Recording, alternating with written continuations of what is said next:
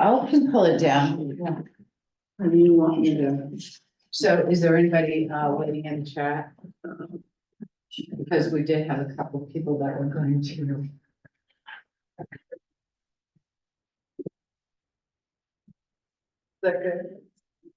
That's Oh. Hang on, I can't full screen. So I'm gonna be able to at least see the thing over here or something. And it should say right down at the bottom. Participants, one, so it's just me. Just you, yeah, all right. So we need to pull this up.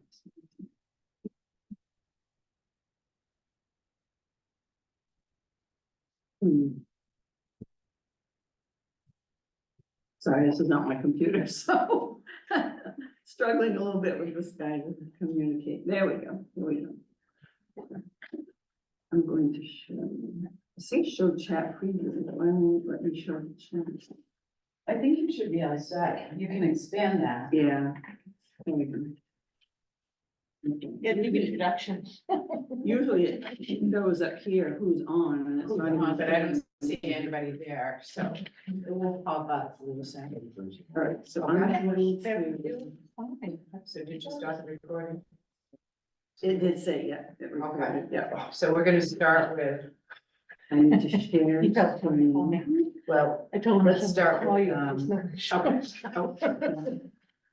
So what do you want me to do? Then? Just, it's recording right now. okay. You're on, Ken. Okay, well, thank you all for coming.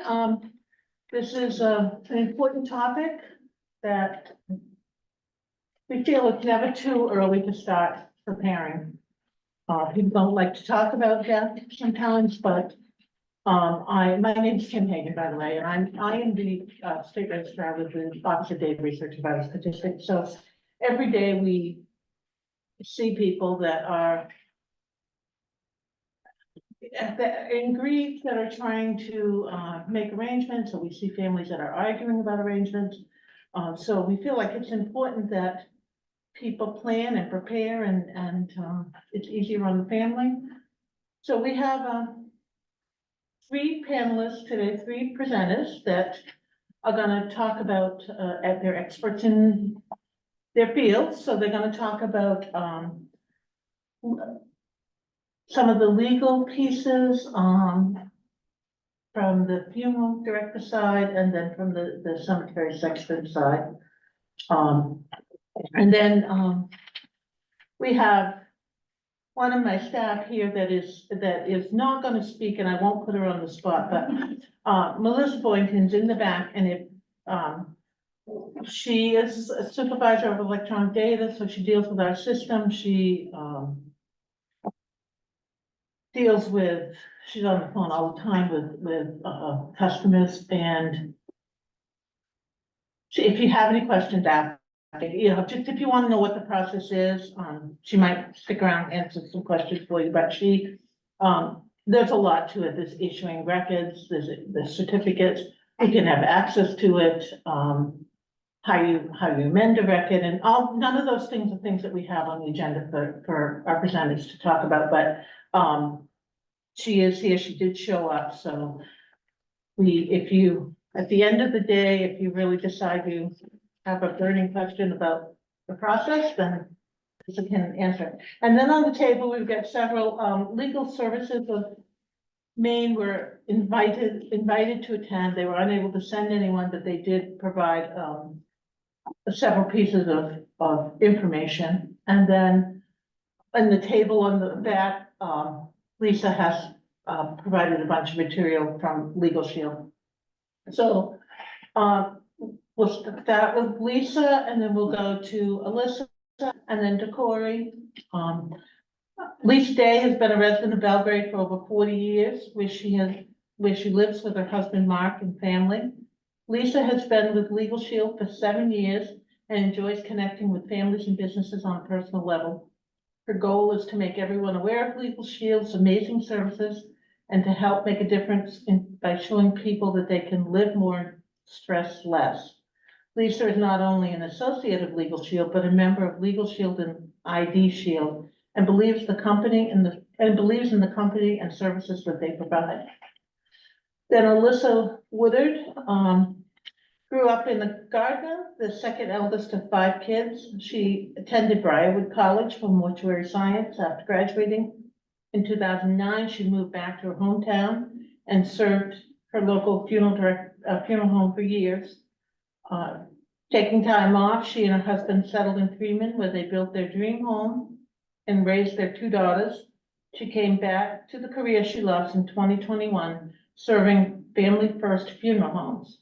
In her free time, she loves her pets, the beach, crafting, fishing, and spending time with her family. And then Corey Alexander is the sexton and director of maintenance and facilities for the town of Belgrade. He resides in North Belgrade with his wife Victoria and daughter Macy. His career in maintenance started at the Kennebec County Sheriff's Department and also served in the maintenance head at Central Maine Motors. Corey drives bus for RSU 18, which is a great way to attend and watch his daughter's sporting events. He enjoys serving the people in his community. And in his leisure time, he enjoys spending time with his wife, attending church at the Lakes Christian Fellowship, and spending time in the woods with his dogs. So we'll start with you, Lisa, if you would. Okay. So I don't see anyone online right now, so, I'll try to keep an eye on that in case someone, so I'll try and let them in. So if I keep looking down, that's why I'm trying to. So thank you guys for everyone for coming. I really appreciate it. So some of you probably know me. I see some familiar faces. So I'm gonna share my screen here.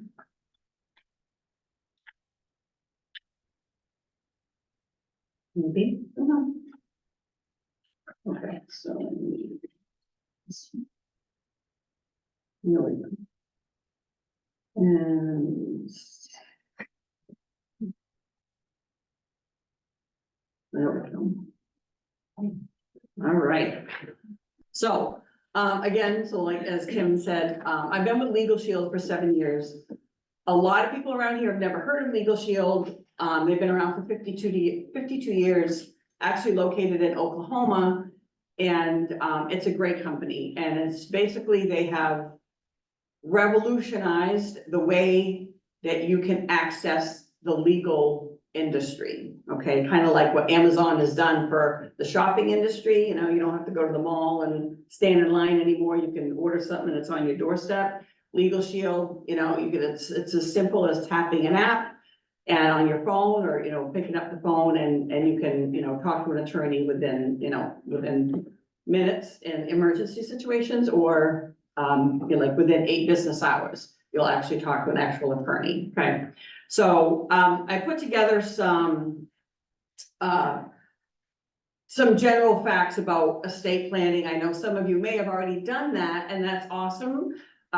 Just maybe some reminders if you decide to upgrade, make some changes or whatever, okay? But if you know somebody that, you know, especially if you have family members, you know, they have kids and, you know, they've got mortgages and this and that, it's a good idea to kind of put that plug in there to get them to do that. You know, it's very, very important, you know, because we know that life is unpredictable, unfortunately. And as Kim said earlier, nobody really likes talking about this, but the peace of mind of being prepared far outweighs the not doing it, okay?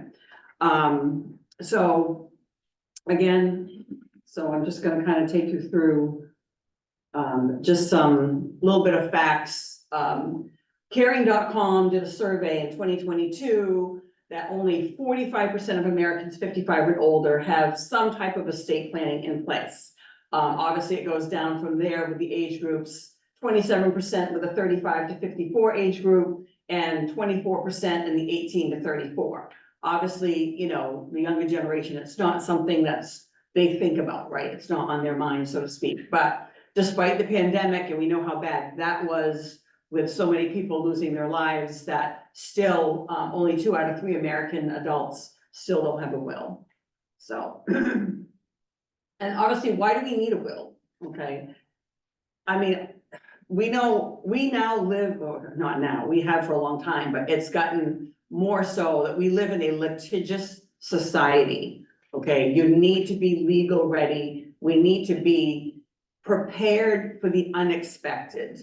And unfortunately, in this day and age, more so than, before, because there's everything with, craziness in the world going on, right? So obviously a will is to protect our family and our assets in times of uncertainty, right? It helps that distribution, right? It helps your family. It's like direction, giving them direction of what you want and how to handle your assets. It appoints someone that you trust to manage your estate. So that person becomes the executor, right? You're gonna pick someone that you, of course, know, like, and trust, right? But just, knowing that that person is going to be the one that handles that for you. It appoints a person to care for minor children and pets. Obviously, you're gonna wanna choose somebody who's,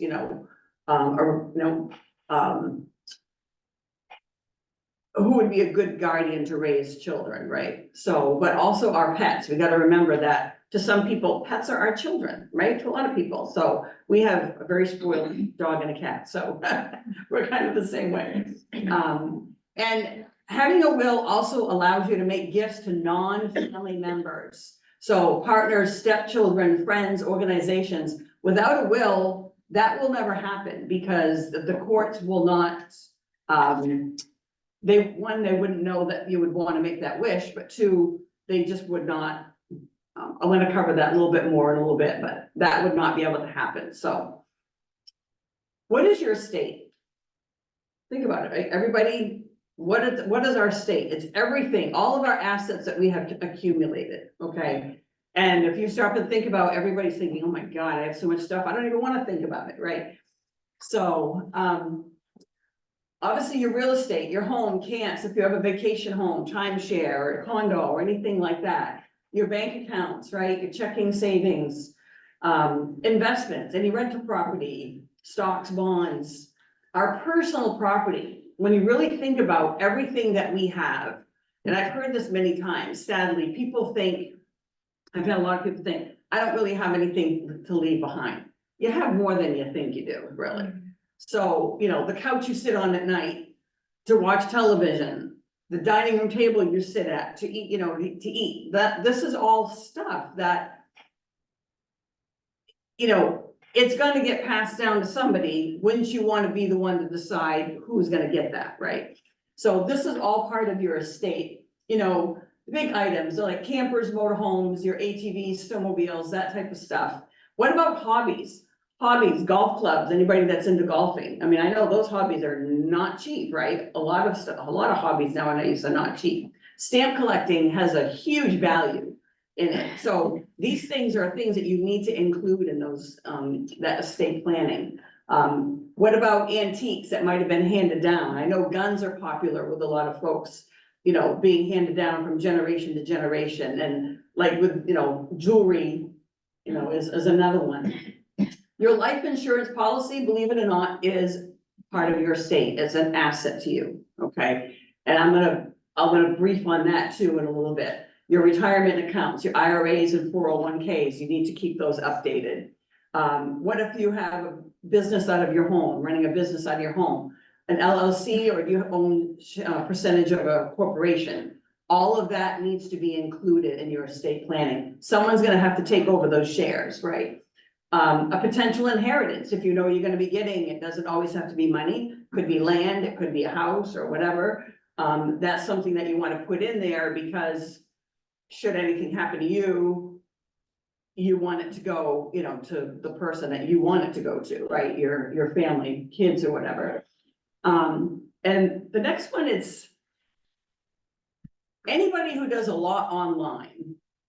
Nowadays, because we're so technical, we leave a huge digital footprint behind, huge. So think about how many email accounts do you have?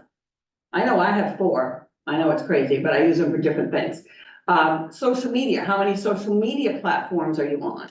All right, these are things that when we go, we want to get them closed out. These are not things that you want to leave open or pass them on to somebody who will take it over, okay? Digital storage, if you store a lot of documents in the cloud, very important, you know, for somebody else to be able to get those documents or, you know, or whatnot. Any of like your credit cards, you know, loyalty programs, if you've, you know, accumulated some, say, travel points or something, like, you don't want to just lose that. You want to pass it on to a loved one, maybe, you know. Online shopping, not so much your Amazon and Target, you know, you can close those out, but more like also your PayPal, your Cash apps, your Venmo accounts, because those are linked to your credit cards, right? Your debit or whatever. So those need to be closed out. Again, if you're running a home out of your, running a business out of your home, do you have a website for that business? Do you have a blog for that business? So those need to be taken care of. You know, I know a lot of people who do gaming, your streaming services, you know, usually a lot of that stuff you can close out. What about a photo storage? I know I have thousands, on sites, thousands of pictures. So, and I've even had conversations with one of my kids, like, look, if anything happens to me, you want to keep this account open, or at least to get all the pictures before it gets closed out, because there's thousands and thousands of family pictures. So, and then, you know, you've got different, like your virtual currency. I don't really know a lot about Bitcoin, but I know people who do it. So, so that's stuff that you really need to think about, you know, maybe putting someone in charge of that stuff, okay? So, and again, the goals of estate planning, manage your estate, right, during your lifetime. You gotta keep it current. You gotta keep, I know, like, unless something has changed, then it's okay, but you gotta at least revisit. Any attorney is gonna tell you between 3 to 5 years, you should revisit that. Look it over. Is it exactly the way you want it? Great. If not, if you wanna make changes, you need to make the changes, because things change in our lifetime. Our assets change, our finances change, right? So make sure you keep that up to date. Assign an executor, of course, right, to distribute your estate after we're gone. Making sure the person you choose, yes, of course, you know, like, and trust, or love and trust, but make sure that they're willing to carry that out. Not everybody's willing to be put in that, I guess you could say, responsibility, right? So that is a big responsibility. So I know some people that were like, they're like, I don't want to do that. So, and you can also, actually, you probably should choose an alternate, because when the time comes, if the person you choose is not able to carry out that task, the less times your estate has to go to probate, the better. Okay, so if you have an alternate already decided, then you're better off, right? So, and it's to minimize costs for the court fees. So probate just means, it's just a process, right? Your will, having a will doesn't avoid probate. Everyone's will has to go to probate. It's the process of how the court, you know, does the whole legal process of it.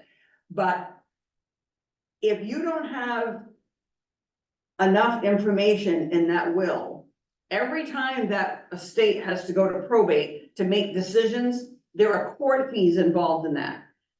So the longer an estate is in probate, or the more times it has to go to probate, it's gonna be costly. And those costs come out of the estate because, you know, just to have to make those decisions and whatnot. So having as much of this information is gonna be better, you know, for your estate. And obviously it's to provide for minor children and their care, or your pets. What if you were the sole caretaker of an elderly parent? Right? You gotta think about that. You know, if something happened to you, unfortunately, who would take care of that parent? Right? So these are things, again, that, you know, think about your daily life and what you do and everything. And, you know, think about, okay, who would do that? Who would I appoint to that? So basically the ultimate goal, don't leave behind a headache for family, friends, or whoever is going to have to do this, right? To be the executor. Don't leave behind a headache. get as much in there as you can. Probate, just again, it just means it's the term, it's been given a bad rap, but it's the process of taking care of one's estate, all right? And a will doesn't avoid probate, but it makes the process simpler and easier, and again, less expensive because there's less court fees. The will, of course, we know a living will, the last will and testament distributes your estate, your property, okay?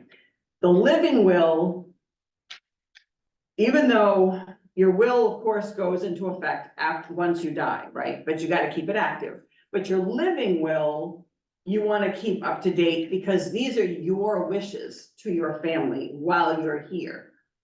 If, God forbid, something happened that you're not able to, make those decisions on your own. If you become incapacitated or whatever, you're not able to make those decisions. You're having this living will lets your family know what you want, for care. Do you want to be put on life support? Do you want to be in a nursing home? Do you just want home care? These are things that you need to decide so that your family and your physician are aware, okay?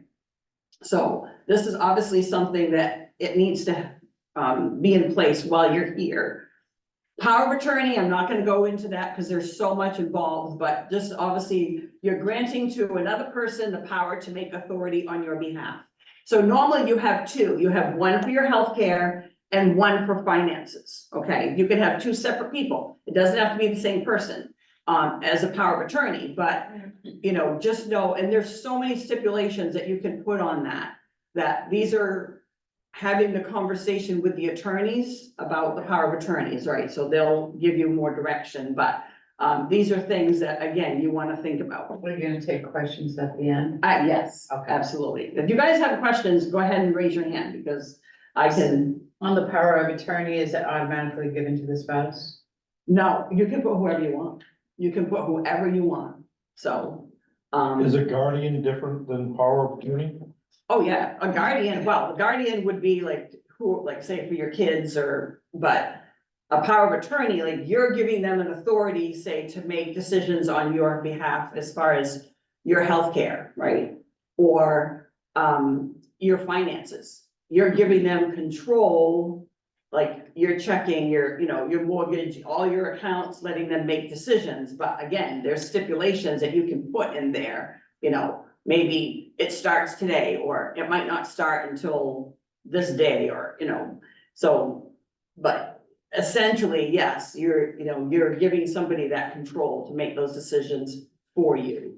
But again, those are conversations for the attorneys, because there's gonna be so much more involved with that. I could be here all day talking about it, so. So obviously, what happens when there's no will, it's really, I have a lot of stories that are kind of nightmares because it's sad to think that, people don't either take the time or they can't afford it, which I get, and up until now, like with the Legal Shield, but it gets expensive and people, it's not in the budget nowadays, right? And especially with the economy, so. But the nightmare, what happens when there's no will is, it's called dying intestate, when somebody dies without a will. So it's the law of intestate succession, but what happens is the government has designed a will for you. Well, we all know what the government does, right? Like as little as possible, and that's like pretty broad for everybody, so you don't want that, trust me, you don't want that option. So each state has its own laws on how assets are divided, because obviously each state has, property laws, and it becomes kind of crazy and a mess. But the court, dying intestate means the court decides everything. They decide your beneficiary. They decide, who's gonna be your executor. They decide everything, who's gonna take care of kids or pets or whatever the case may be. So that's not good. You don't want somebody else that doesn't even know you making these decisions for you, right? And also, without a will, again, that your estate, because what they have to do is evaluate what you have and what, you know, what the value, what your estate exists of or becomes, that will stay in probate for a long time until they like investigate all of the stuff and make these decisions. So again, it costs more money, and every time, again, they have to go back and forth to make decisions. It's just a hassle. You got court fees, taxes, and all that stuff, so. Unfortunately, this is where, when there's no will, families fight, families break up, there's turmoil, I mean, it becomes a huge mess. And sadly, I know of a lot of stories that, you know, it's just, not good.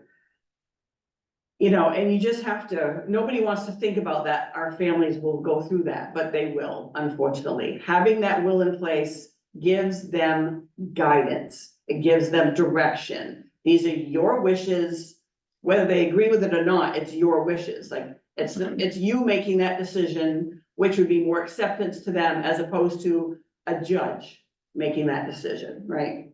So, that's what happens, unfortunately. And the nightmare continues, again, without a will. So that, the law of intestacy was created back in the early 19th century, actually, and yet they're still using it today. So would you agree with me that the average American family, the description today differs from, let's say, 30, 40 years ago? Of course, right? So, like, think of all the different types of, you know, you got your single parents, unmarried couples, blended families, right? Divorce, in vitro fertilization has its own, you know, legal entanglements, adoptions. I know many grandparents who are the sole caretakers or the guardians for grandchildren. And for whatever reason, the parents are not in the picture. So this leaves a whole array of mess, right? And again, with the intestacy law, many states don't treat stepchildren as like the biological children. That's why I said earlier, having that will, you're able to leave anything, money or object or whatever, to, you know, partners, stepchildren, organizations. Without that will, that won't happen, okay? So, and like, so for instance, a residence that's, say, solely owned by the deceased, and you have a blended family living in this residence, what do you think is gonna happen? You think the court or the judge is going to just say, okay, you all can live here? Probably not, right? So now they gotta figure out what happens with this residence. The person just died, it was their own name on the deed. Then what happens, right? So these are things that unfortunately that's why it becomes such a nightmare and hassle. Life insurance policies, again, your beneficiary, right, is, these allow assets to pass outside your estate. Now, so the most common is your life insurance policy. The problem is, no matter what is in your will, whomever you have as your beneficiary on your life insurance, that's what stands, regardless. So making sure your life insurance beneficiary form is up to date. I know many couples, sadly, that they got divorced and, you know, they went their own separate ways. And even if they did their wills, if they didn't update their life insurance policy, the beneficiary, if they had each other as beneficiaries, guess what? They're getting it, yes. So regardless of what the will says, whoever that document stands, so whoever, you know, so keep it up to date. Maybe the beneficiary has passed on. You got to update that, put a new, you know, pick a new beneficiary. I mean, it could be your kids, you could split it or however you want. If your beneficiary has died and you don't have anyone else named, does that go into your estate and be settled by the court, or? You just want to pick somebody for update your form. You can, you know, go into call your life insurance, or you can, usually there's a form on their site, like a beneficiary form that you can like fill out. They might need to be notarized. I don't remember. It depends on but I would keep it updated, or just, you know who it is that's on there. And if they have passed on, honestly, you would have to ask the attorneys what would happen. I don't know. So, but yeah, it's a good idea to, again, if you're gonna revisit the will, obviously revisit your beneficiary form. Would it automatically go to the second person if there was a second person? If you had a second person, yes, most So likely, you like a could joint have account, multiples. right, it automatically falls back onto that, but as long as you have a second person on there, Right. not necessarily, some people only put one person, so, Lisa? yeah. Yeah, I just recently heard that for social security, that it doesn't automatically go into your estate, that you have to have a designated beneficiary attached to your social security, is that correct? Probably, yeah, very, very likely, because life insurance is not the only thing, you know, that, so like a 401k, an IRA, that kind of stuff. They all have beneficiaries too, so anything that, any of those types of accounts, if you will, yes, if it has a beneficiary, then yes, those two need to be updated, so. More than likely, yes, that's probably what happened. The other thing with your beneficiary, if you have a beneficiary that has special needs, or you think may need special needs in the future. So if they're collecting SSI, meaning, so we know that SSI is benefits from the government for special needs to basically help them live, like for medical expenses and living expenses, right?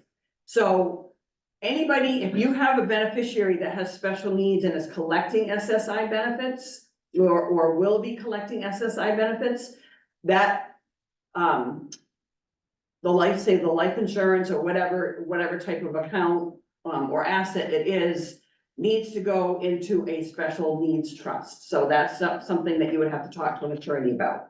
Because what would happen is, if they ended up getting the life insurance money, that's gonna hurt them with their SSI benefits, okay? So that's where, you know, if that's the case, make sure you have those conversations with the attorneys.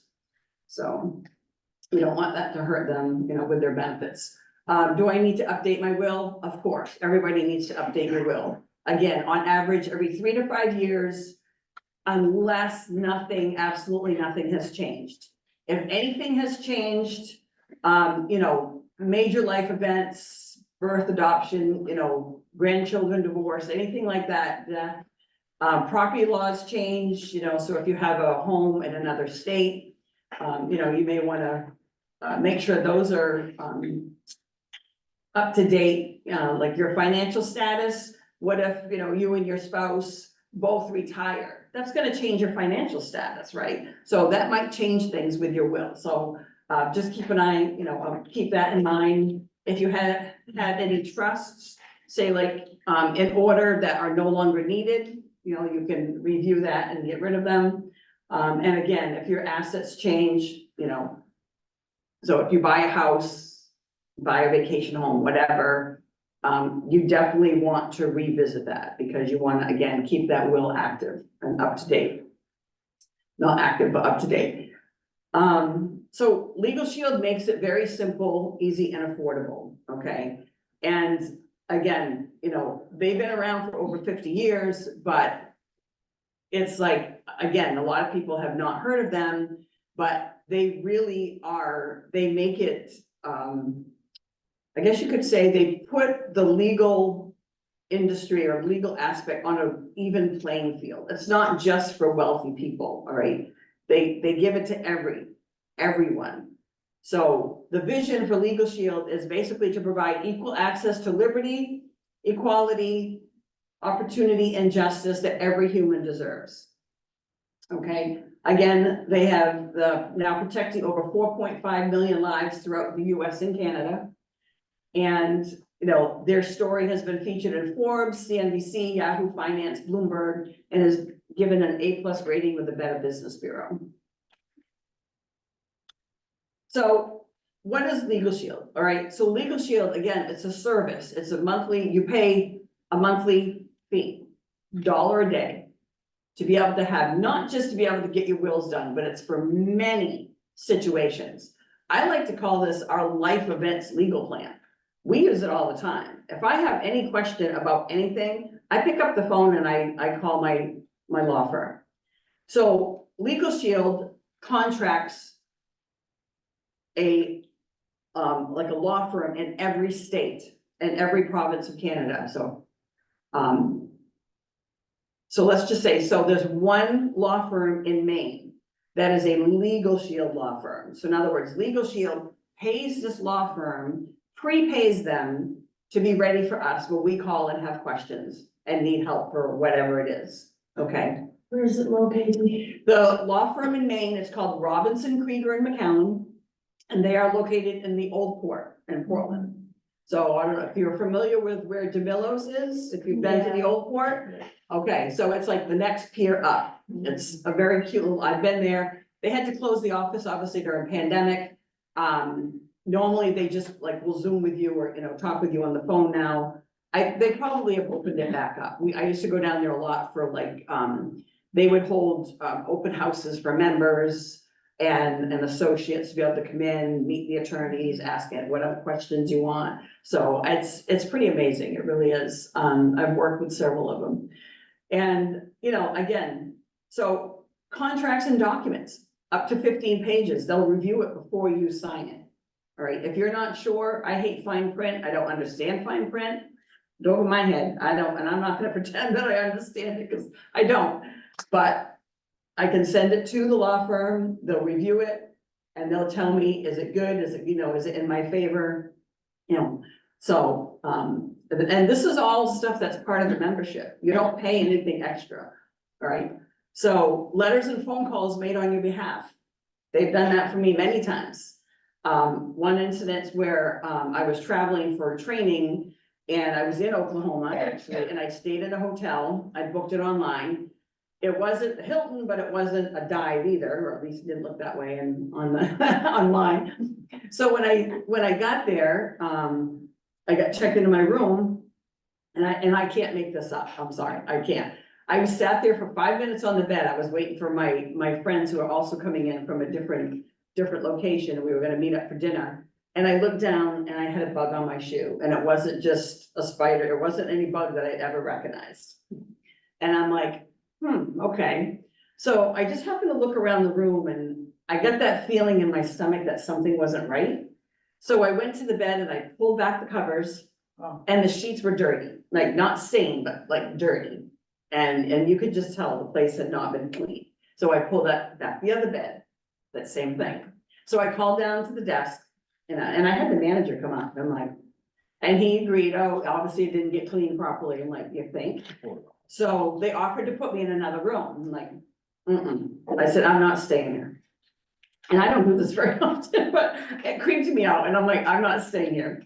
So I told them, I said, I'm checking out. I said, I want a refund. And they said, well, we can't do that because I booked it online, right? That's the whole like, okay. So anyway, I ended up staying with some friends who had room. And Monday when I got back, I called the company and got a runaround. And I said, not doing it. So I called Legal Shield, told them, all you need to do is say 4 words. I need advice on, very simple, and tell them, what your concern is. And they said, not a problem, Mrs. Day. We're gonna write a letter to the company on your behalf. Sure enough, they did. Within 10 days, I got an email from the company, the hotel, saying, oh, we apologize, blah, blah, blah, stay with us again, obviously not. And then I got a check for my refund for a 2-night stay, back. And if I didn't have Legal Shield, I wouldn't have gotten that back because it would have been a hassle. So that's just one example how they've helped us, one example. But so any legal advice on any number of issues. The great thing about like with Legal Shield, you don't have to get sick. It's available to you right away. Nobody has to be sick or die to use the plan. It's a preventative, but it's not one of those, you pay for it and never use it. We encourage people to use your plan all the time. I do it all the time. Any question? I'm on the phone asking. Traffic assistance, been there. I don't know if anybody get traffic tickets? I do. So I have a lead foot, I'm just saying. Ask my husband, he'll tell you. But I can take a picture of the traffic ticket with my phone and upload it to the law firm through the app. The app's awesome, because you can just tap the app and they'll go to court for you. Now, yes, I'm guilty, right, if I'm speeding. I'm not saying they'll reduce the fine, because more than likely, depends on the situation, they probably can't. They're attorneys, but they can't change the law, right? But the thing is, they can help you keep the points off your record, which will keep your insurance from going up. So that's huge right there. But, if you get audited, you can have a tax attorney represent you. If you ever get named in a civil trial, you have, coverage for that. 24/7 protection, if you ever get pulled over, questioned, detained in the middle of the night, Saturday night at 2 o'clock in the morning. You can have an attorney on the phone within minutes, okay? So it's huge. And the 25% member preferred discount for anything like pre-existing personal issue going on, a DUI, bankruptcy, or anything like that, that's, they want to make sure that obviously you're abiding by the law, but yes, things happen, but you're not being intentional going, driving 50 through the school zone kind of thing. And they have family domestic services. It covers uncontested divorce, uncontested adoption, separation, and name change. There is a 90-day waiting period on family domestic services, but you can still get advice. You just can't activate it until the 90 days. So, contested divorce adoption would go under the 25% member discount. So the mobile app, I didn't bring my phone over here, but my attorney is on my phone. It's as far away from me as either in my back pocket or in my purse. And it only takes a second for me to tap the app. 8 business hours, an attorney will call you back. And it's an actual attorney, it's not paralegal. Legal Shield has very strict standards for these law firms and attorneys to be a Legal Shield attorney. Because it's their reputation on the line, okay? $1 a day, and it's not your dollar or my dollar, it's the dollar of over 4.5 million people. That's what keeps the cost down and affordable for everybody. So by joining the 4.5 million people, that's how it keeps it affordable for us. So who's covered? The member, it's a family plan automatically. The member's spouse, a domestic partner, never married, dependent children under the age of 26 living at home. So full-time college students can be on the plan, okay? Dependent children under the age of 18 for who the member is a legal guardian, and physically or mentally disabled children for life, okay, living at home. Member perks comes with, member perks is one of the largest discount programs in the nation, okay? And so over 400 companies, businesses that you would have access to be able to save money. Even things that you're probably spending on already, like cell phones and, if you travel, car rental, renting Airbnbs or house or anything like that. Even vacations, even tickets to sporting events, you can save money. I've saved over $600 in just like not even a full year, which has paid my membership for 2 years. So it's huge. A will is a love note to your family, and your Legal Shield provider law firm will ensure your documents are prepared accurately, saving you both time and money. And that's all I have. So over on the table, I've got there's some packets there, okay, that have got the will questionnaires. There's some also will questionnaires. It's a booklet that helps you if you want to make changes, revise your will. Give it to a family member if they're thinking about doing their will. They really should.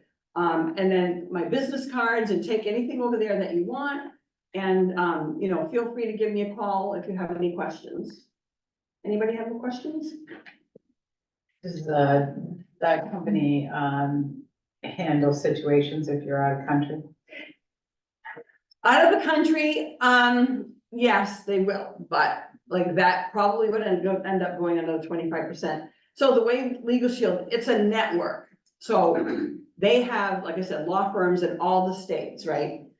So let's say you were traveling and something happened, your car got broke into or whatever the case may be, or you got in an accident, or you would call the main law firm, even though you're out of state, because that's where your residence is, that's your home law firm, if you will. They would work with whatever state, you know, that you were in to, you know, with their Legal Shield law firm and kind of, it all stays within network. So when you call, you're calling into the law firm. You're not calling like a calling service or anything like that. So what they want is, if you're not gonna use the app, you can use the app, but you can also call the law firm. You know, they'll ask, you know, what is it that you need? And I just, you know, I need advice on, they just wanna know what area of law that you're having an issue with. So the attorney that calls you back specializes in that area of law. So they're not just gonna give you anybody, they give you some, so if you need a civil, you know, attorney, that's what you're gonna get, kind of thing. You're not just gonna get, you know what I mean, a jack of all trades. They have specialties, you know, that they all, so that's kind of how it works, that, I've never had, they say 8 business hours. I've never had to wait more than 2 hours for an attorney to call me back. If you're calling on a Friday at 5, obviously you're gonna have to wait till Monday, unless it's an emergency situation where you need an attorney on the phone right now. Something's happened, you're not sure what to do. They have a red, you know, button on the app, and you can tap that app and have an attorney on the phone within 3 minutes.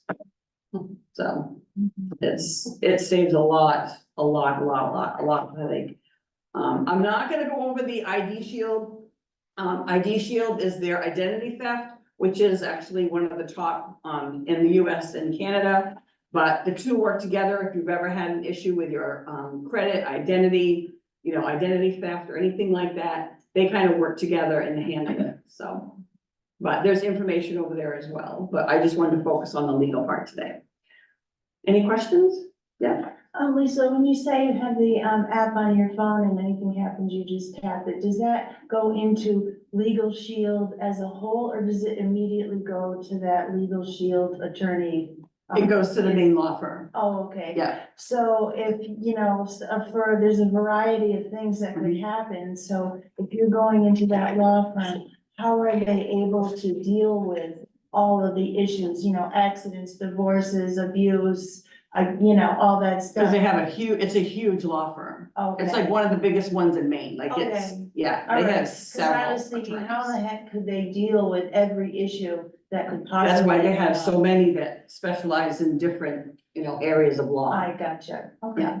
Areas of law, it's like doctors where there's so many different areas of medicine. Attorneys are the same way. They might be able to specialize in like 2 or 3, but no attorney can do every area of law. It's just impossible, because there really is so many. So that's why they specialize in, but they have a whole, like, you can actually go to their website, Robinson, Krieger, and McCallum, and actually see like Their all of the specialties. attorneys that are there, Yeah. right? But in order for it to go through your membership, that's why either using the app or you have an 800 number that goes to that law firm. So it's Legal Shield's number, not the law firm's.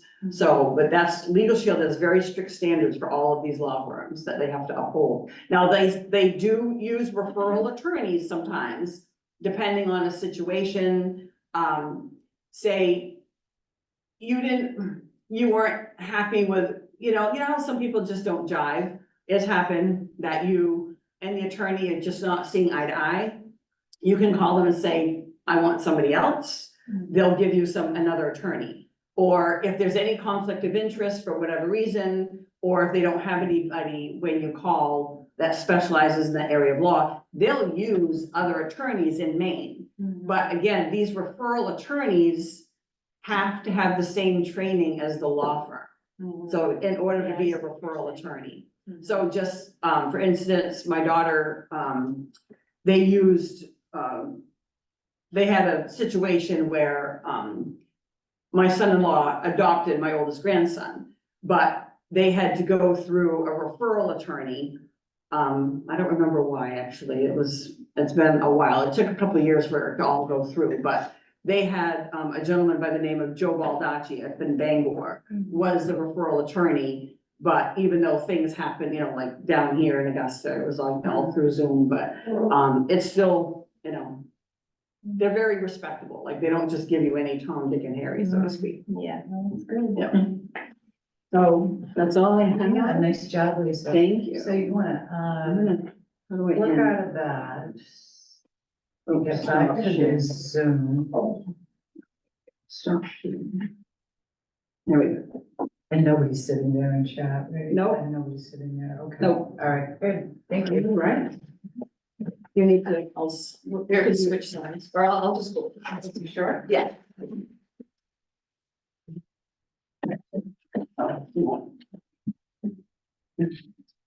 Yeah, don't want to get. I don't wanna put it on, well.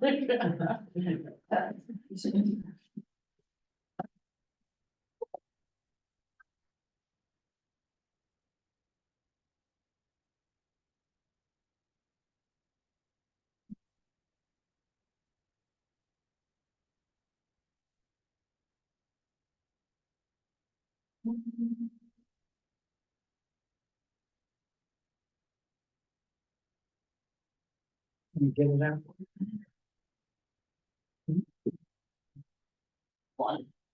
Is that your water? I think that's my. That's your water. I don't think that, so the share screen. I think she just brought it right out.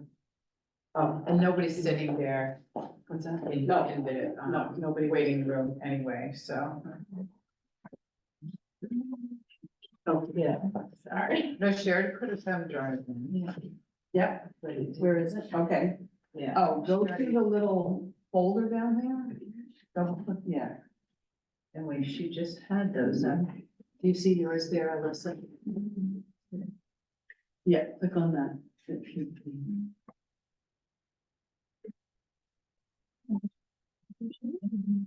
don't know what it was called.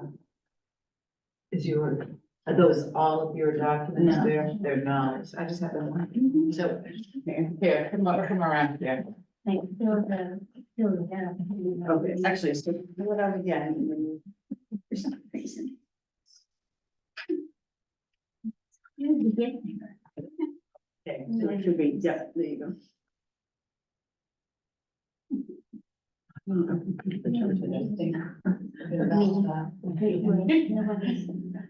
it come up. And then you actually wanna go, so minimize that. And then go down, where it says share screen, the green one. Okay. Double click my, yeah, there you go. There you go.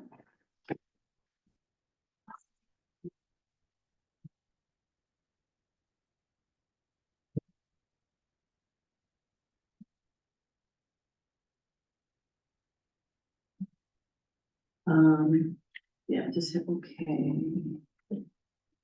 So it's just gonna show your notes on this side, but obviously that we're always. Hello,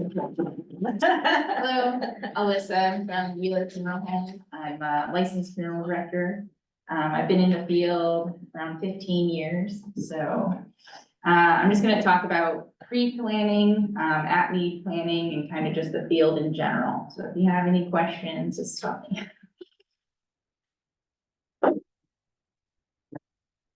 Things will go over.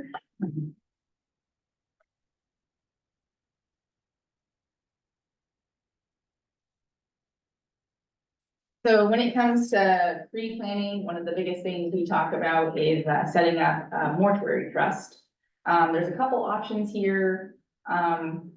Probably one of the ones I recommend the most would be a guaranteed mortuary trust. And that's when you come in and you give us all your vital information, and then you also set up the financial side as well. There's a lot of pros to this. You know, you have your wishes set, nobody needs to worry. And the prices are set whenever we create that mortuary trust. Everything's guaranteed, and then there's no confusion, there's no plans made. It is a mortuary trust, so it earns 2.5% interest annually. You do get a form at the end of the year, and that is filed with your income.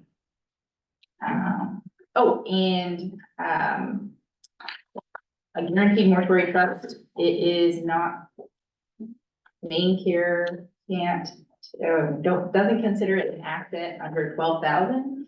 So when somebody is moving into a nursing home et cetera, they cannot touch that. So that's always good because they can go after any other asset. Right. There's something called a credit for service mortuary trust. This is more like a payment plan. Again, we'll gather all the vital information and we can start the financial side of things. Unfortunately, the prices aren't fixed until it's paid in full. So as our economy changes rapidly, prices can fluctuate. So the sooner that that can be paid off, the better. Because if it takes 5-10 years, unfortunately, prices might increase.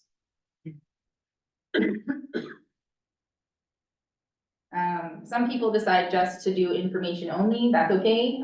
They can write down, what their wishes are, the vital information, and we don't have to take any financial either.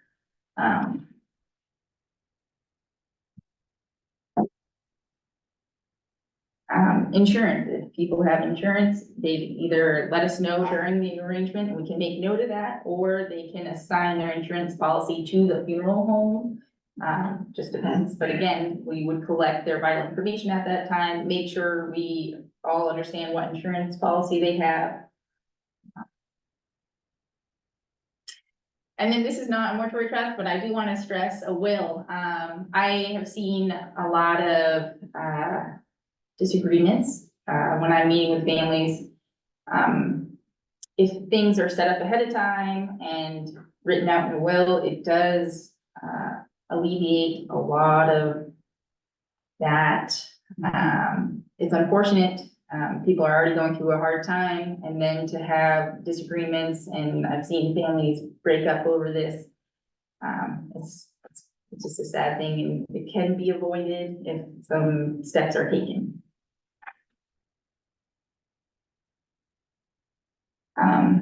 Sometimes we can't always plan ahead, so I just wanted to go over some of the things for at-need planning. There's a lot of options.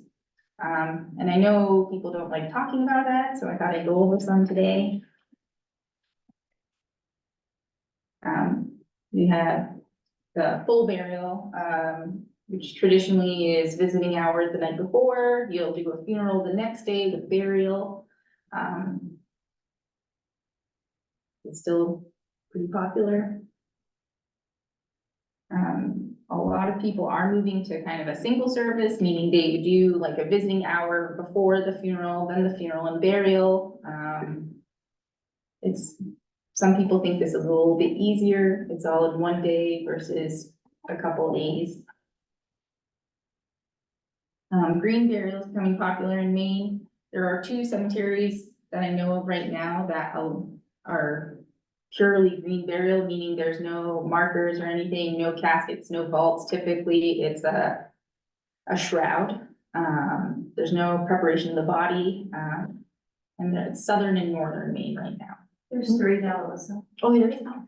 River Hill in the Kennebec Land Trust. Oh, cool, okay, thank you. And then, graveside, some people choose to just have everything right there at the grave. We can do a service there. Just depends, and obviously winter is a factor. Most cemeteries in Maine are closed from November to May. So that's a factor. We've also, in recent years, you can do a hybrid. So if people wanted to do like a public viewing, we have rental caskets now. So you can do a full viewing, and then if the person decides they want cremation, we can do that after services.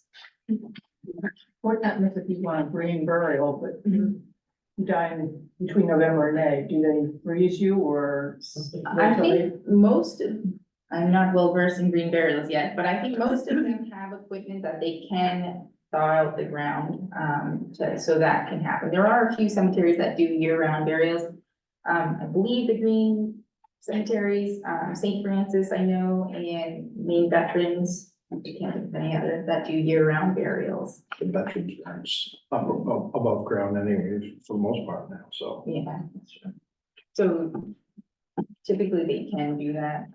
It's just, obviously that's equipment, and not everyone can afford those things. Cremation, state of Maine is at 70% cremation. So we can do, more traditional with the memorial hours the night before, a funeral, and then a graveside. We can do the single service, you could do the memorial hour before the service in graveside. People opt to do just a graveside as well.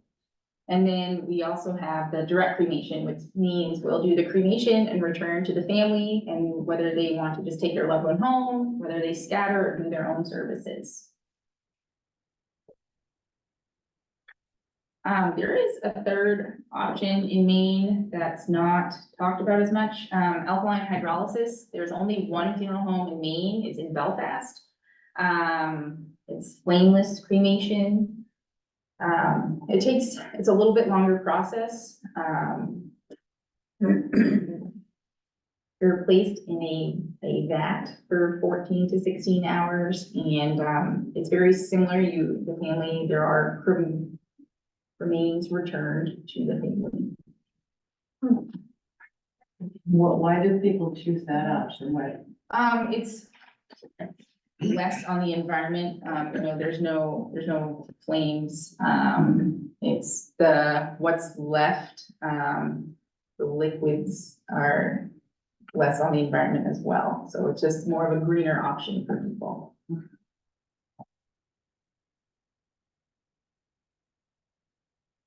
During your meeting, when you, sit down with the funeral director, just some things that I've noticed over the years, obviously, there's a lot going on when somebody passes. And if this is somebody's first time going through this process, it's just some good things to know. These two can be one and the same, but make sure to get a copy of the services you've talked about, and your agreement. Sometimes we don't really remember a lot of what's going on, and it's always good to have those notes in front of you. If there's things that you wanted, later, a couple days down the road, you're like, you know what, it's not what I want to do, can we talk about this? It's just good to have those like refreshers. Ask a lot of questions, there's no weird questions. There is a lot to it. I mean, from before, during, after, there's no weird questions, but if you don't ask, we won't know to tell you. And even after services are rendered, a week, 2 weeks, a month down the road, if there's a question you need, just give us a ring. Ask for a general price list. This gives you more, like all of our options. Every funeral home has one. And legally, they should be handing them out. So if you end up leaving without one, you should have one. And that way it's checks and balances. Something I've run across a lot of, that's a common misconception, power of attorney ends at the time of death. So like we talked about earlier, during somebody's life, that person can make decisions. Once they pass, though, that's no longer the case, and that has caused a lot of disagreements as well. Because then it goes back to who's the legal next of kin, probate, all that. So it's just something to note. I actually just learned that, about it stops at Yeah. death. My dad passed away in September and Oh, geez. there's a lot, I didn't realize how much that Yeah. is involved, yeah. No, and it makes sense that people think, hey, I was caring for this person while they were alive, and Right. this is, Now So- it's, yes, it's, it can be a shock and surprise for a lot of people, and like I said, then it really, kind of hits you. yes, yeah. So then the executor would become the person after the death. Yes, yes, So if you have an so the executor. power of attorney Mhm. during the lifetime could be the same person as the Yes, executor. yes, Which absolutely. would provide for a Yep. seamless transition. Yes, yeah. Okay. That would make sense. So does that happen after it goes to probate, that the executor has to be, through the will, usually someone is named, Yeah, but it goes to probate to affirm that the will that's been put in place and probate gives their okay. And typically, as long as we have a copy of the will and everyone agrees, we can, because there are certain things we can't wait for. Well, that's what yeah. how much waiting Right, period is in right. between that, because I know my mother-in-law, Yeah, there was a period of time for it to occur because it's not instant in probate. no, so that's Ah. typically, if there is legal documents, we want to see Right. those. Right, And then if there isn't, that's where unfortunately, it can if people are disagreeing, it can alter right, the plans you want to make, unfortunately. Because we have to follow, there are laws and regulations we have to follow about who is considered legal next to kin. And then if somebody challenges that, I mean, a body is considered quasi property. So it gets really very gray. So we would typically kind of wait and try to get all the parties to agree, just so we can move forward.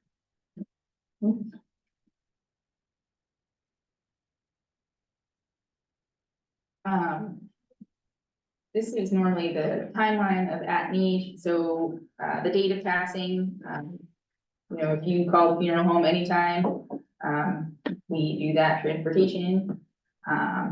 We try to meet with the family within a day or two, and that's also depending upon what type of preparations we need to make. If there are services we need to kind of, put together, whether that's calling a church, a clergy, a hall, cemetery, we do all that coordinating. And then obviously it comes down to the services, making sure everything goes well that day, and that we try to do all that within a week's time. So there's a lot of work in a very short amount of time, and, you know, you're dealing with emotions, and it's a lot, and, like I said, notes, because I know sometimes people, it's almost like they forget things, and it makes sense. You have a lot on your plate during that time. So ask questions, check in with us, we'll check in with you.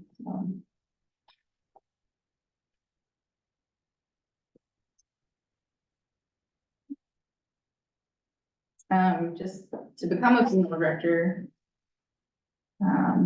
it usually begins with an apprenticeship. That lasts between 2 to 4 years. It's 2,000 hours, so it just depends on how quickly you can get your hours in, depending on where you're working. During that time, that's when they learn to make removals, meet with families, arrange all different types of services. There's a lot of paperwork. So you learn all about that, preparing of a body. And then either at the same time, or before the apprenticeship, you have to get a 2-year degree in mortuary science. Some of the classes during that time period are microbiology, anatomy, history, business, restorative arts.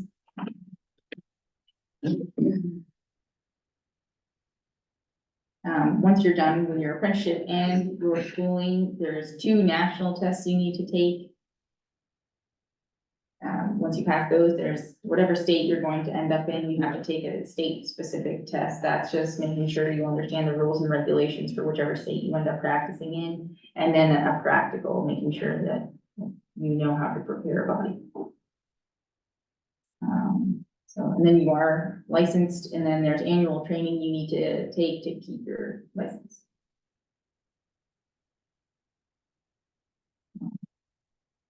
So there is a lot to it. It's obviously an emotional time. I think it's not talked about often. So I think sometimes people can go in and just be totally lost with what they have to do or what they can do beforehand. So I think it's important. Yeah. Suppose you make all the arrangements and then say you become incapacitated, your family moves you someplace, states away. Yeah. Is all that, the arrangements, can they be transferable? Yes, good question. So during a mortuary trust, it can be transferred.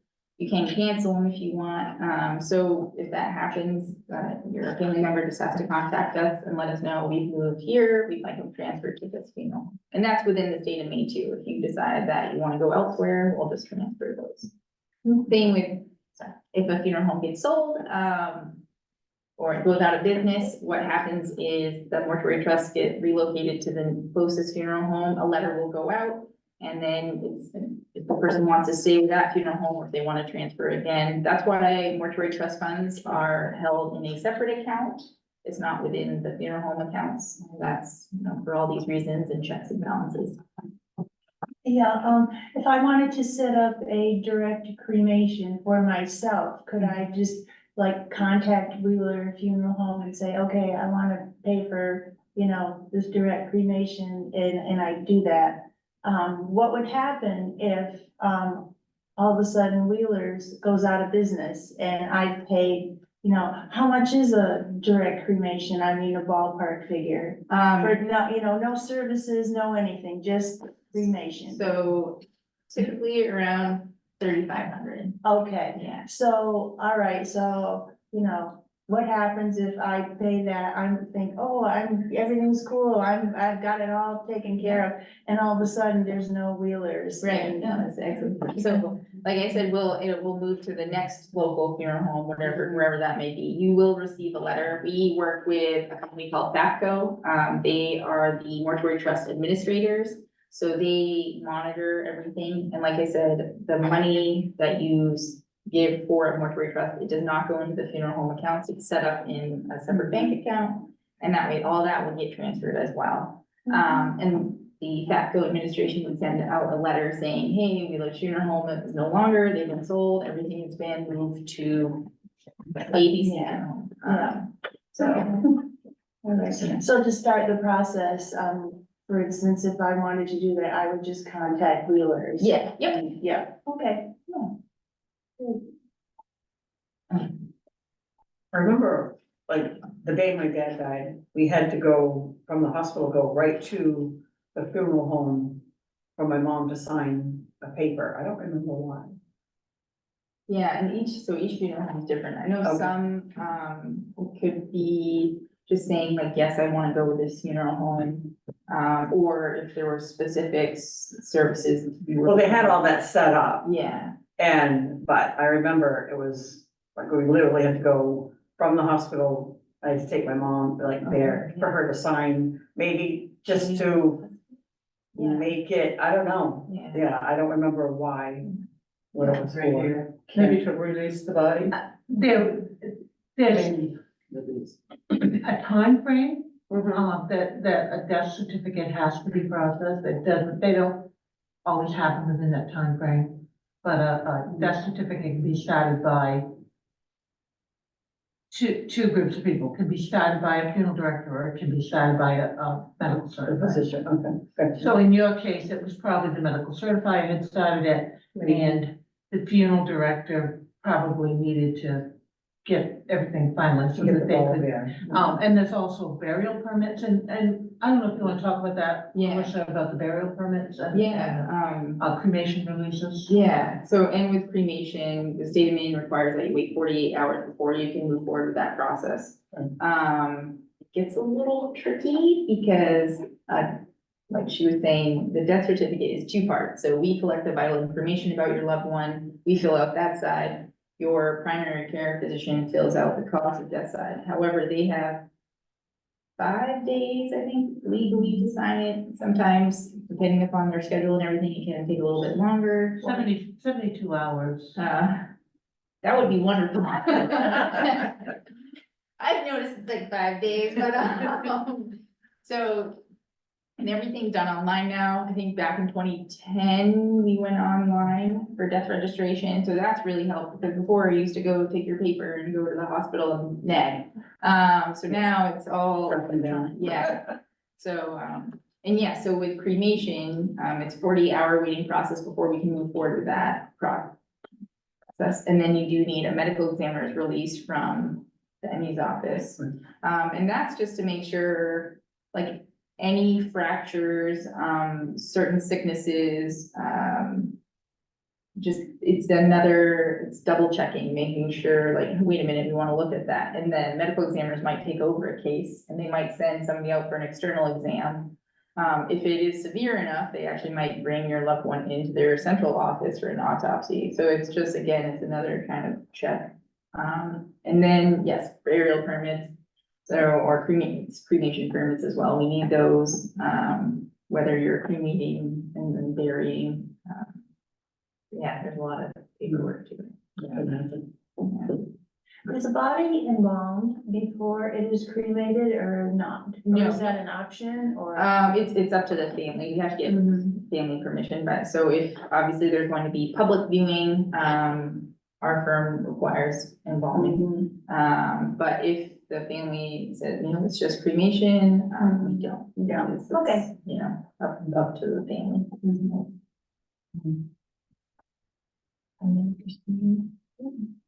Very good.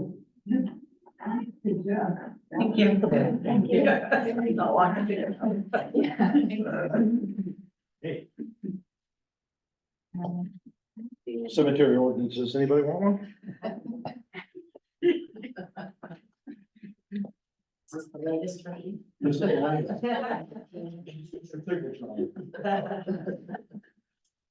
Good things that it's called that. I know. They need a phone call. One of us. One that's connected. No. Cost you extra. All right, mine's pretty basic.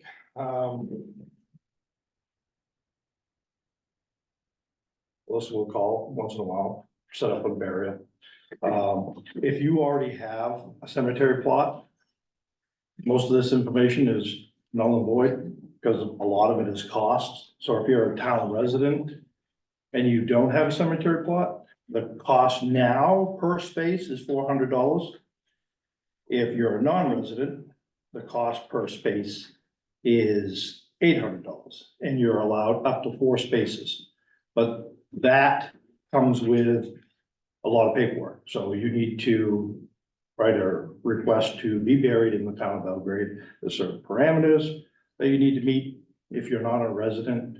And that goes to the cemetery committee, then to the select board, get approval. So that's the cost of a space. Now, to open up a burial, that during Monday through Friday, non-holiday is $700 for a full burial. And then we, you know, not to word this any, we dig the hole. Funeral home typically comes in, sets up everything that they do. The vault company comes, sets up the vault, and then once it's done, we close it back up. You pretty much don't know anything happened to it by then. The cost of a weekend burial is $800, weekend and holiday. That's for a full burial. The cost of a cremation, Monday through Friday is $300, weekend, holidays is $400. That's for burial at cremains. Yeah, burial of cremains, and you can bury up to 3 cremains in one single spot. One space, or one full burial. Other than that, you'd have to have another spot.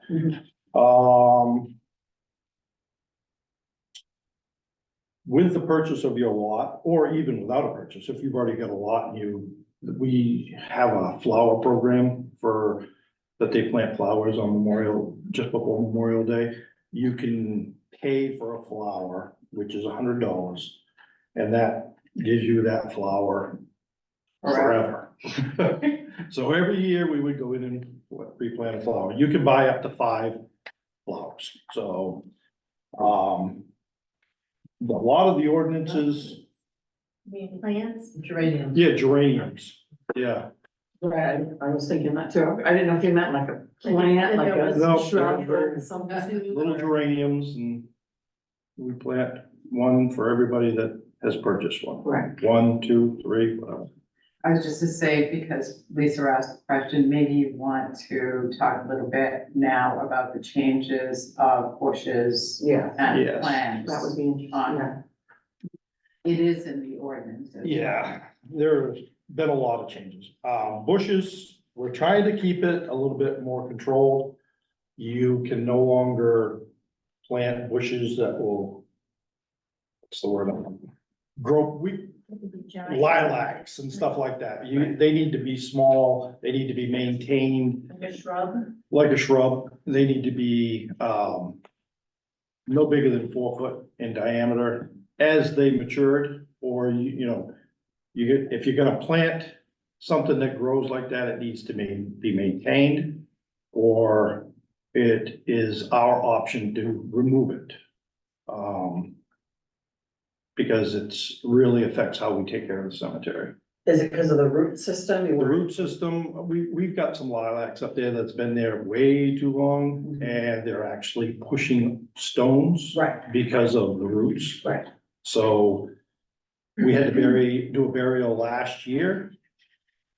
No, the year before, and we had to get an excavator in there to dig out the bushes to just find out who was buried underneath it, and where they were buried underneath it. So we're trying to get away from that, so everything needs to remain small, nothing over 4 feet, nothing that's gonna spread. Around your cemetery plot, no rocks, no little gardens growing and stuff like that, no fences, because if we're mowing and we clip one of them, that's like a projectile coming out of the lawnmower that is not safe for anybody. When we have 5 or 6 people working in a group mowing the cemetery doing weed whacking, so. What do you mean gardens growing? There's a few little fenced in areas that people make rock gardens and put toys, and that stuff is really not allowed. So we're trying to clean them up. So those will be removed? Or they're grandfathered? They're kind of grandfathered. I mean, if they get dangerous, they will have to be removed. And if we happen to be able to make contact, some of them are really old. If we can make contact, there was a guy up there trimming his flowers there last year. And we happened to see him. We asked him to remove all the rocks because he had a whole area of little tiny white rocks. He went home, got a shovel, come back with a bucket, and they were all gone and all cleaned up. So a lot of people just don't realize that we're not allowed to do that. And if we ask, we happen to catch them, or if we can make a phone call. A lot of the records are old, so we don't have that option. So they're good about removing them. Do you prefer, like, instead of planting in front of the stone, like, potters, like planted pot, like in a pot to have right by the stone, or? That's much more acceptable. I mean, it's acceptable either way, but we can weed whack around that. Right. And not destroy it. Okay. So it makes it quicker, makes it more appealing. Right. Try to keep them as clean as we can, so. And they have to be picked up by, We would like everything that has been there for the summer to be gone by November 15th. Same thing if you get there and you put Halloween decorations or Christmas decorations, Thanksgiving decorations.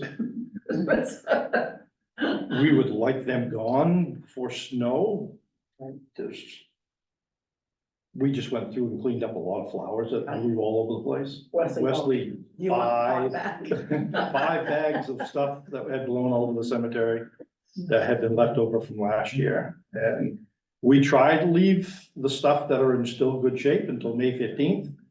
So that's when the cemetery will open again. So we'll get close to that, then we'll go in and clean up everything. So preferably no throwing plant pots in the woods and leaving the stuff behind. I can imagine people would. No. Yeah.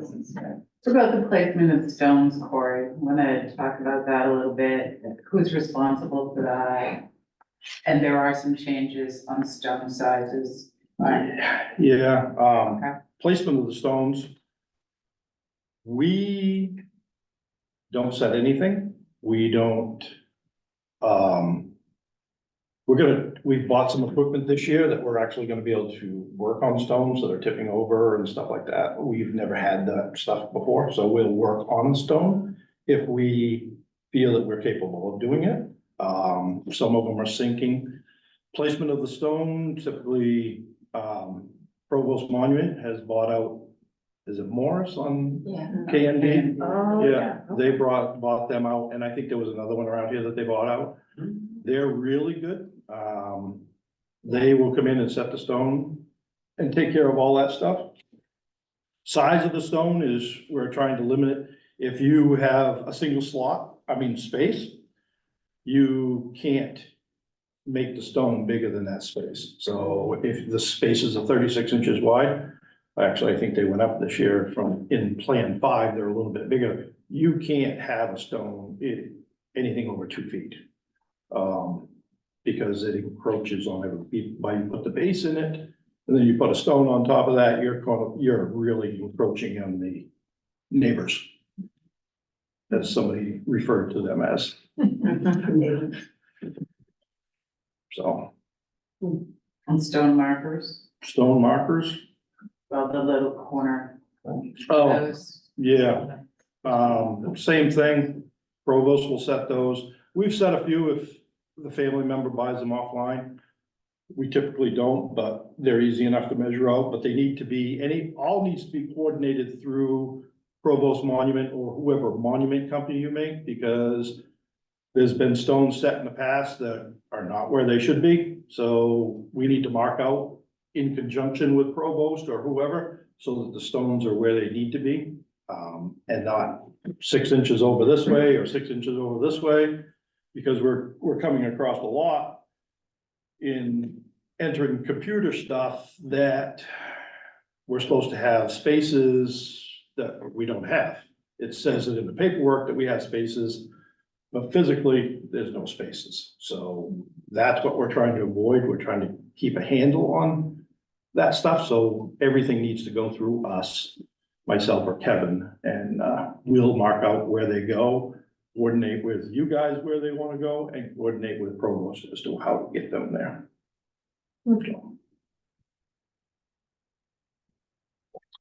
And Corey, do you want, No, go ahead. I was gonna say, do you want to talk about, Not the really. markers, the QR codes and the? Oh, yes. QR codes. I don't know who's been in the cemetery lately, but last fall, we signed a contract with Sims that we now have QR code on every plan. So plan 1, 2, 3, 4, and 5 has a QR code on the sign. You can take your phone, scan that QR code, and then it'll bring you up burial search. It's a nationwide search thing. You could go anywhere that has burial search. So you can type in who you're looking for on that. It'll bring up what we have in here. So the more information we're entering, it will show you more information as we get it in there. And then that QR code will tell you all that information. And then if you can't find this person, say you're doing a family tree or something, you're looking for loved ones. You can take that QR code, type in the name, find who you're looking for, and then hit the walking directions, and it'll walk you to that stone. So they're getting ready, actually, we had a webinar yesterday on it. They're getting ready to update that again, so it'll give you even more information. We'll be able to scan in PDF files into the system so that it will show you the paperwork of who bought that lot, when and where. So that all information will be coming online in April, and then as we move forward, we'll get more and more information in the computer. So that's a pretty good system. you mentioned, plan 1, 2, 3, 4, 5. Those are different areas of the cemetery, right? Yes, Plan 1 is, well, and we also have Woodside, but Woodside is the one over behind the old meeting house. That's not on the QR code system. It's not even in our SIM system because it's all so old. But Plan 1 is the first one up behind Christie's, and then you work your way down.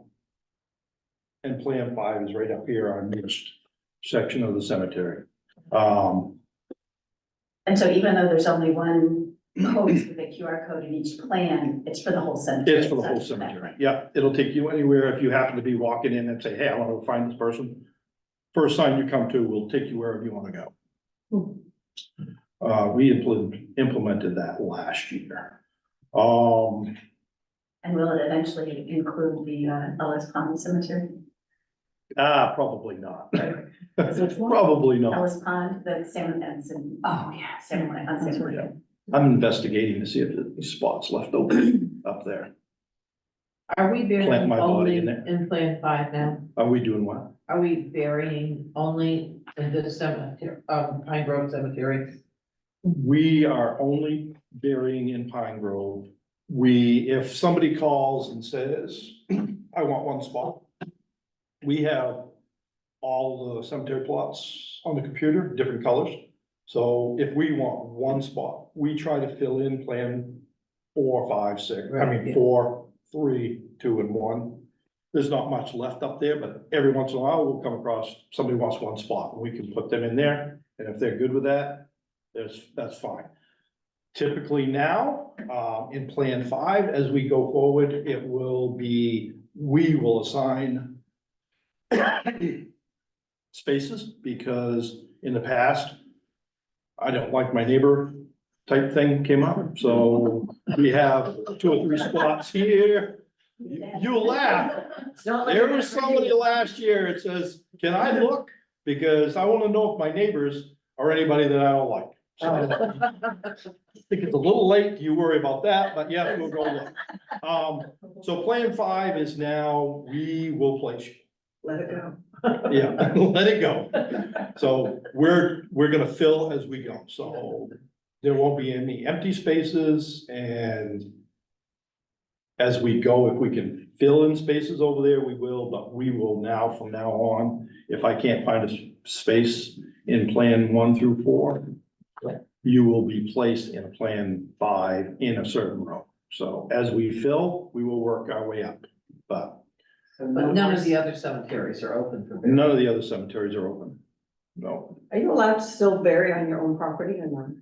I do believe there is. I think there is a stipulation through the state that you have to be applied for and stuff like that. We have the question and answer on the table about that. It has the actual statutory language about private property burials. So we take care of 6 cemeteries. I think it's 6 cemeteries. Yeah.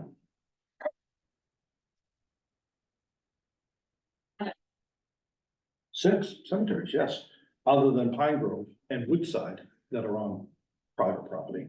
So there is, The problem with having them on private properties too is after everyone passes, who's then going to care for that, because we are. family? Because it may not stay in the house or in the family.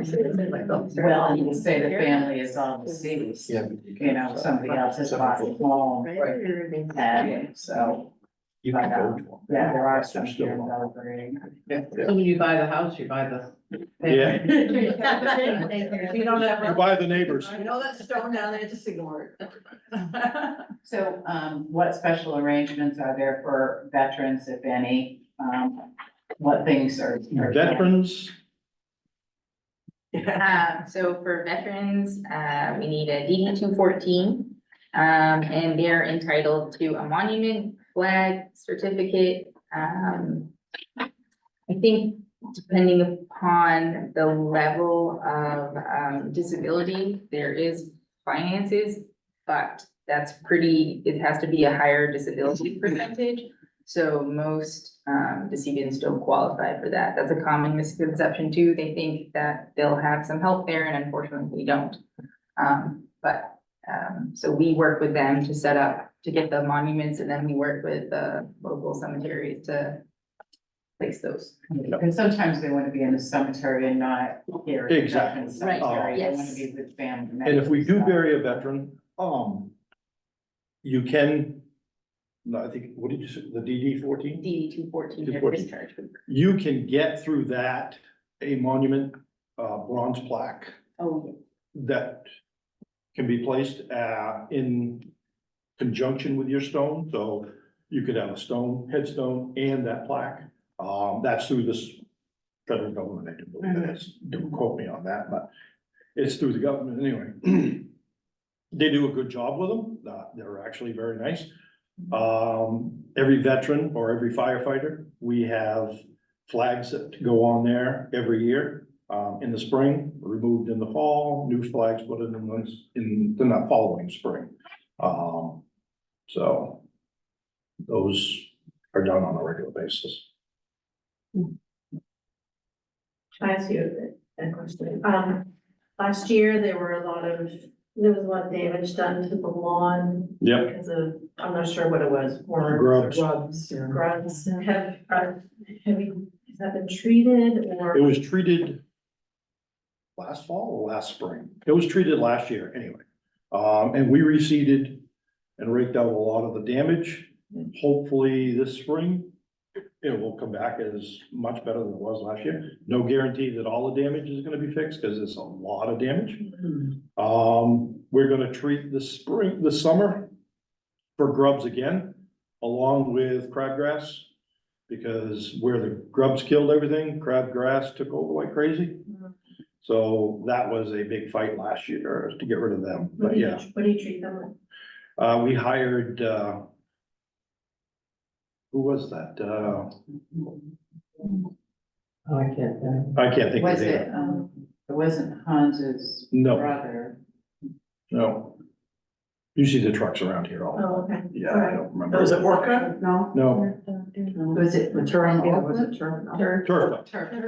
Turf. There you go. Yeah, we got it. Yeah, Turf Dog treated them last year, so. And the way the cycle goes, you treat in the spring. Those little beetles that you see, those are grubs. So you can actually go in the cemetery or any place that is infested. We lost a lot of grass here, we lost a lot of grass out front. They were everywhere. You'll see those beetles coming out of the ground. I've seen them at my home. Yeah.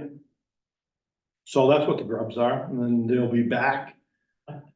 What did he say? I think they'll be back 2 months after they've hatched to lay more eggs. So you've got to catch them at a certain cycle, which is May, June-ish, to kill them. So Are they if coming you, back this year? they'll be back. I'm telling you, as my mother went, had a big. Oh, I issue with know. that, And. so I'm just saying, I know. You figured it out before she goes in the ground, I'm just saying. I'm pretty sure we figured your spot out and fixed it last month. I do believe that. Yes. And if it's not fixed, blame Kevin. So. Kevin, what's his number? I'm sure another. I'm sure you do. So, Well, if you have grubs, you must have a problem with skunks. oh, skunks, 'Cause they're turkeys, famous for digging them up. geese, crows. You name it, we've got it. So if you got, no. How do they eat the grubs then? Huh? How do they eat the grubs? We try to. They They try. do, but they do so much damage. They do the Yeah, dig. They're as bad as the grubs themselves, Yeah, because skunks such the a- grubs kill the grass by chewing off the roots. And then the turkeys, geese, crows, and skunks, whatever, dig to get to the grubs and destroy the grass, even worse. Which is that disaster we ran into last year. Next year we'll have to go to artificial turf. Yeah, well, that might be kind of pricey. Yeah, it's a fight, you know. Corey, do you ever have problems with people dumping ashes, scattering ashes without, If we do, I don't know about it. okay. We have Some of what people, we hear from our other cemeteries are that is a problem with people go in. Really? Bury their, throw their ashes down on a family stone and there's never a service or anything, they just scatter the ashes. if we have, I don't know about it. We really would prefer if people wouldn't leave their beer bottles in the cemetery. I understand sometimes it's a tradition to leave a can of beer or a beer bottle for a loved one, but that's dangerous for us when we're weed whacking and mowing and stuff like that. along that lines of scattering, oh, the cemetery is closed between November fifteenth to May fifteenth. If we can get it open a little bit sooner, maybe we'll post it on Facebook. Mary will put a notice out, whoever will put a notice out. But we put up stakes into the ground to prohibit people from driving. They're not there to drive around on some of these cemetery plots and go in anyway. So if you can spread that word, that would be great. So I don't have to chase people out of the cemetery when they shouldn't be there, like last week. So. They drove in? Yes. Really? Drove right around the stakes, right on somebody's cemetery plot and drove up into the cemetery. I don't know what they do. I caught them coming up. But And you were gentle. I didn't get there in time. I'm always gentle. So, dumping the ashes, is that now considered illegal? Is that legal or illegal? We didn't know it was an issue until we've had it reported that, yeah, no, cemeteries don't want it. I don't know that there's any law, but they certainly don't want it. They wanna know whose ashes are in the remains. Absolutely. Respectful to do that to you. But we have heard that on numerous occasions that we, as I said, we take calls all day, every day, from people, and that is one of the things we've heard, is that people, if the ashes are released to the family, they don't necessarily want to go through the service, but they want the ashes with a family, so that they'll know that. And so should that be reported to DHHS, by the records? Not by the records. Yeah, Yeah, I don't wanna get about it. You don't want to. I would report it to Corey. Well, Corey would be the one to see it, because he's one of the cemeteries, so. Yeah, and I don't know that I don't know who that would be, but, There are, some regulations through, drinking water. I thought that there was. There are- We have enough stuff in our drinking water. We don't need that. Right. yeah, there are certain areas that they don't want. It's typically waterways or, public, like hiking trails, people wanna do that, State and federal parks Yeah. are they legal. typically, And yeah, that falls under EPA regulations, and to scatter at sea, you have to be 3 nautical miles out. I'm pretty sure Katahdin's got a lot of them. yeah. Yeah, I gave you the price, but not the procedure. So if you guys are looking to buy cemetery plots, go see Mary. She'll take your money, give you a receipt, and pass the receipt to me. Make sure you leave a phone number or find me when you plan on buying a cemetery plot, and I can meet you when you do it. And we can get the paperwork filled out. We can get it in the computer, get you a hard copy of it so that you have it. It's pretty quick and painless, well, other than the money part, procedure, so. When you bury cremains, then are they buried in a container, a vault of some sort? Yes, they need to be buried in a non-biodegradable container, poly or ceramic, metal, something along that lines, so that when we It put them in the doesn't leak. ground, they're gonna be there. Yeah, so, and a cremain is buried 2 feet down, so. There, Do they need a vault? they don't need a vault technically, but What, the cremains? yes, but they need to be in a container. That's not gonna break, that's not gonna, So if it's wood or. yeah, it can't be a wooden box or a bag, so, you know, that they. Or cardboard. Or cardboard, yeah. Buy those from, You can buy them right offline, you can buy them from them, you can buy them from, I think, I think Provost has them. Some were, Yeah. had been involved. Yeah, I like to see that. Some were okay with being the vault. Depends on what they're made of. But yes, they need to be in some sort of non-biodegradable, non-breaking container. So, but you can get them from the funeral home, or you can get them, would you get them from the mod, how do they call them, Provost Monument? Or- yeah. I think they have some. And I had a lady from out of state send me a link 2 days ago for one that she's buying offline is perfectly good. I think the ordinance defines, Yeah. exactly what you need for a cremation, that's acceptable and not acceptable. you wanna make sure you know what you're buying. Right, Yeah. and that's by statute, right? Yeah. This is by state statute. I do believe it is. I think it is. I think, or maybe it's just our cemetery. It's our cemetery ordinance, But- I believe. They used to allow things because, Yeah, you know, like wooden boxes Yeah. have been buried, glass containers that are Yeah. not in a vault have been buried. So, Yeah, I will say that's, every cemetery is different, so Yeah. like, not all of them require vaults for wood or ceramic, but it is headed in that direction. mhm.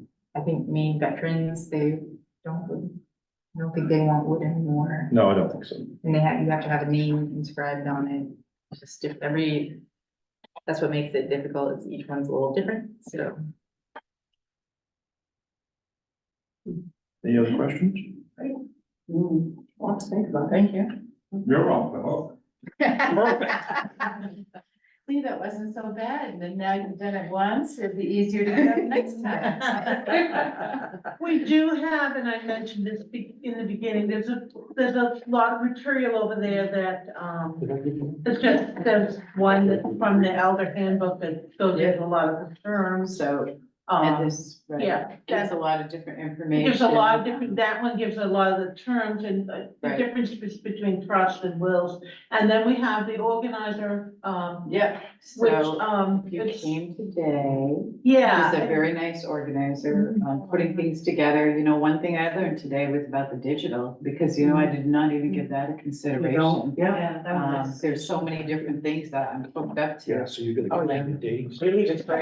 I mean. Yeah, so, but please The, take. the other thing that everyone should know, know your password to your phone and to your computer. So I have a very close It's on my friend phone. who just recently lost her husband, and they can't get into the phone or the computer.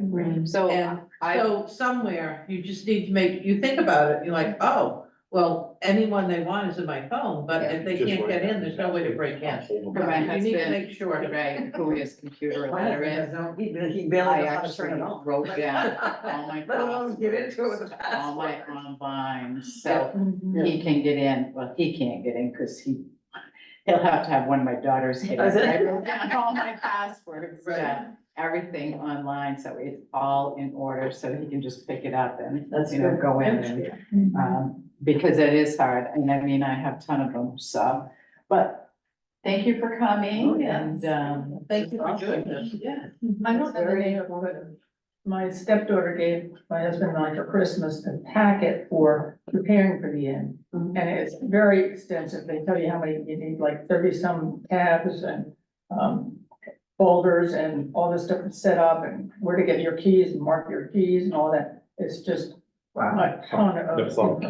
information. She's just finished putting her mother in the grave, and in fact, today they're putting her mother-in-law in the grave.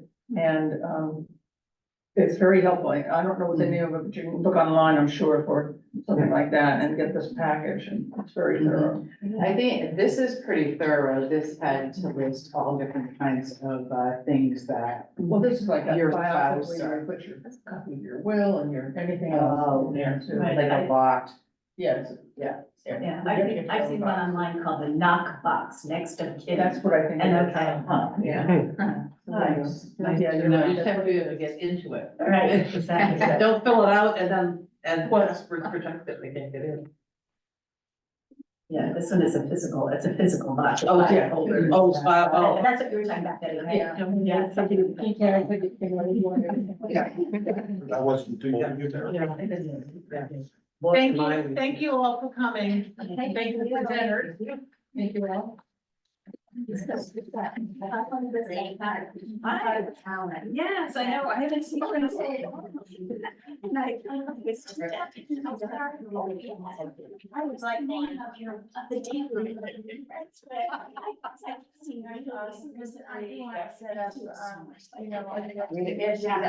She has a lot of marketing though, but yes. Yeah.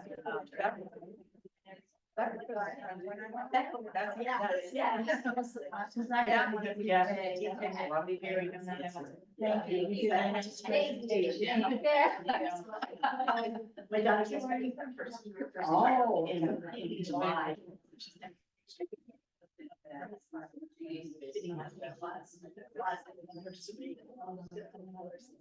So she sent me a picture and I said, oh, that's great. The day girl. That's the nurse, that we generally, she looks like one class. Oh, shit. She got to talk to me, John, for 10 years, but I like. Well, I also have Different, she worked at Maynard. my wife is fully- Yeah, Maynard, flower hair, so, you know, different, but since she was also nursing, she was been amazing. 30. So she's an RN and she loves, you know, she actually, she just finished nursing, maybe like within 5 months.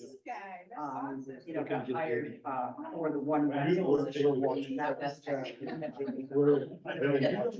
This one. She's our queen of that.